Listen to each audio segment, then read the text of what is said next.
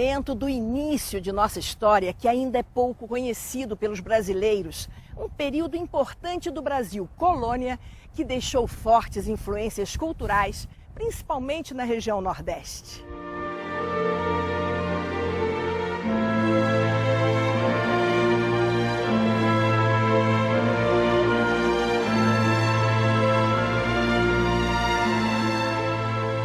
Este documentário Expedições vai voltar no tempo e mergulhar nos anos de 1624 a 1654, quando o Nordeste do Brasil, por 3 décadas, esteve sob domínio holandês.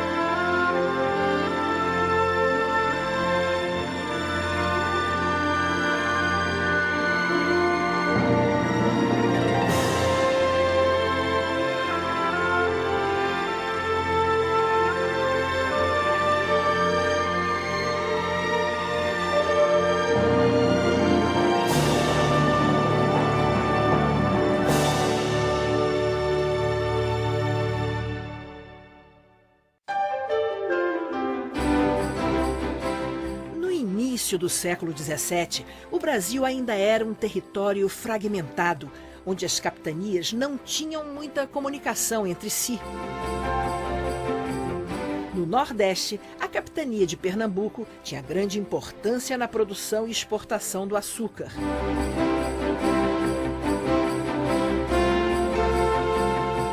O comércio do pau-brasil e, posteriormente, do açúcar, conhecido como ouro branco, era a base da economia no começo de nossa história.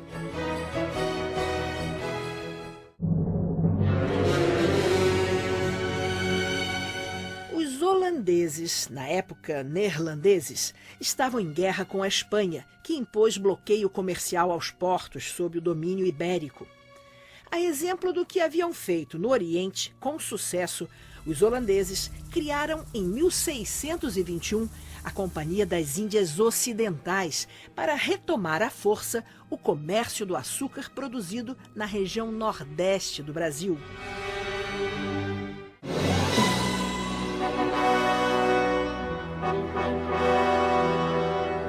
A primeira invasão holandesa ao Brasil foi em Salvador, capital da colônia, na capitania da Bahia, conquistada em 1624. Essa ocupação durou apenas um ano porque a Espanha, aliada a Portugal, enviou uma poderosa armada que expulsou os holandeses. 4 anos mais tarde, os holandeses atacaram mais ao norte, na capitania de Pernambuco, e em fevereiro de 1630 conquistaram Olinda e depois Recife.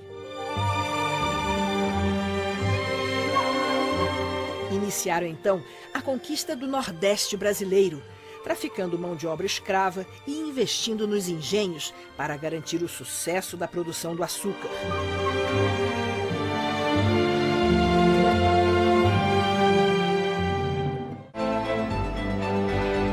Em 1634, os neerlandeses invadiram a Paraíba, 3 anos depois o Ceará, em 1641, Sergipe e Maranhão.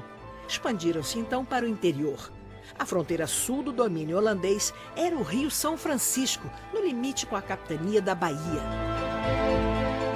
Em 1637, chega ao Brasil o conde Maurício de Nassau, nomeado pela capitania das Índias Ocidentais para administrar a conquista. Homem culto e liberal, trouxe para o Brasil artistas e cientistas para estudar as potencialidades dessas terras. O Nassau...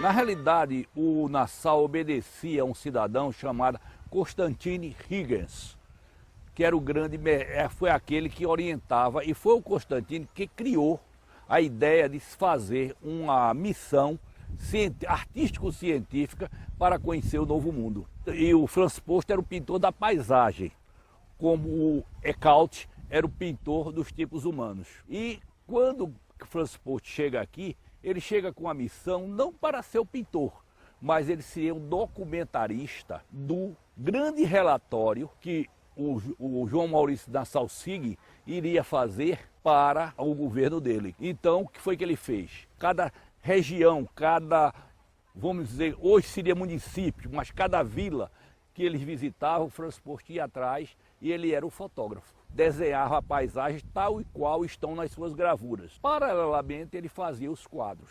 E com isso aí, ele se tornou o primeiro pintor da escola flamenga a documentar a paisagem das Américas. Além de dinamizar a economia com a produção açucareira, Nassau criou um grande núcleo urbano, cultural e científico na cidade Maurícia, ou Recife.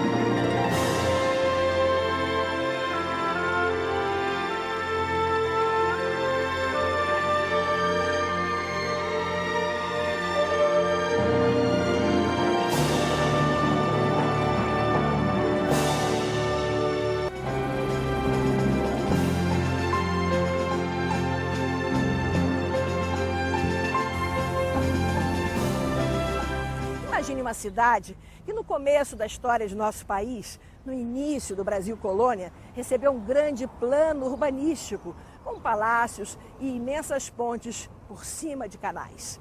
Essa cidade é Recife, que durante a ocupação holandesa, no século XVII, se transformou num grande polo econômico da América do Sul.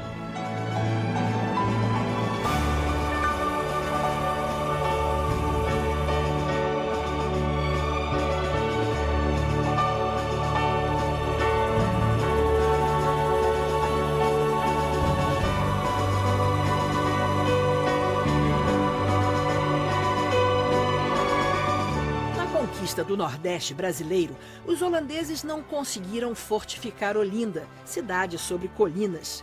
Estabeleceram-se então na Baixada, na vila de Recife.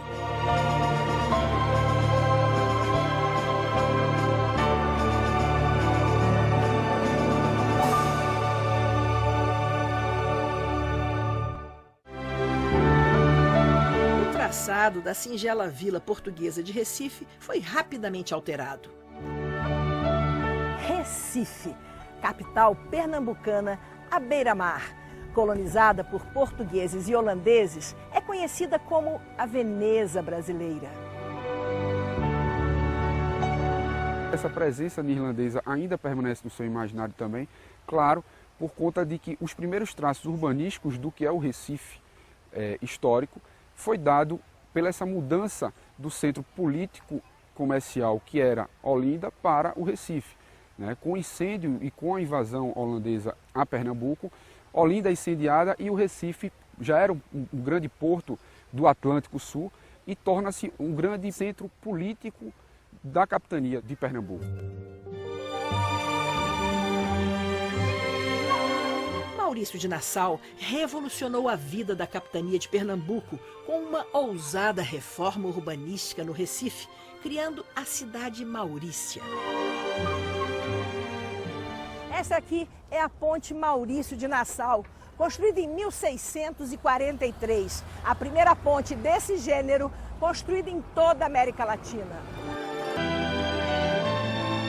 Em 1644, após Maurício de Nassau ser chamado de volta à Europa, os novos administradores holandeses implementaram uma linha mais rígida de cobrança de dívida aos senhores de engenho do Nordeste. Esse arroxo econômico gerou descontentamento em toda a sociedade local.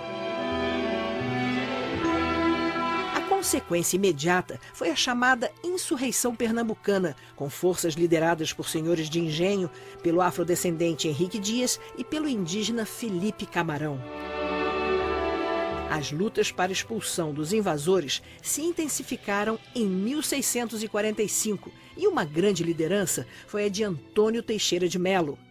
A Espanha se separa de Portugal, mas forma uma aliança para expulsar os holandeses do Brasil.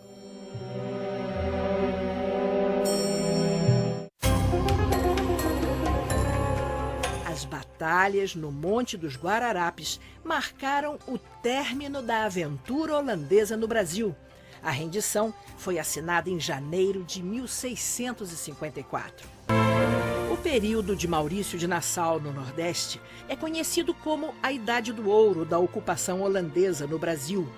A rica documentação de nossas terras e povos é um registro precioso feito quase 4 séculos atrás, que ficará para sempre. Um testemunho de um momento de nossa história conhecido como o Brasil holandês.